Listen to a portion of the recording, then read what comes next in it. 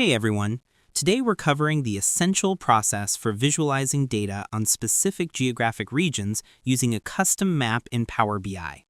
Since obtaining the necessary GeoJSON file can be the hardest part, we'll start with the search, then use the Import a Visual from a File feature to load the visual and data. 1. Acquiring and preparing the GeoJSON file. The shape map visual requires the map boundaries to be in TopoJSON format. Search for data.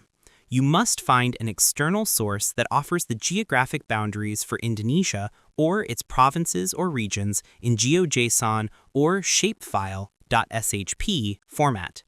Use search terms like Indonesia Province GeoJSON data. Once you have the GeoJSON file, go to mapshaper.org and import it. Ensure name accuracy. Use the Inspect Features tool to verify that the region names in the map file identically match the names in your Power BI dataset. This is crucial for data plotting. Export final TopoJSON. After correcting any names, click Export and choose TopoJSON as the output format. Save this TopoJSON file locally. 2. Importing the custom map visual from File.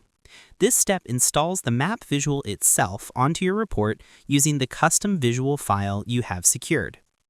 Access Import menu. In the Visualizations pane, click the three-dot menu. Select Import a Visual from a File. Load the visual, browse to your saved custom map visual file, the .piviz file, and click Open. The new icon for the imported map visual will appear in your Visualizations pane. 3. Configure and load data into the visual. Finally, link the new visual to your prepared map data and your metrics. Select Visual, click the new custom map visual icon to add it to your canvas. Assign data. Drag your geographic field to the visual's location bucket and metric, for example sales, to the value or color saturation bucket.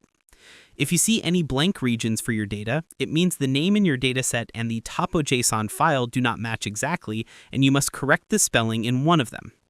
I hope this helped you out, and I see you in the next one.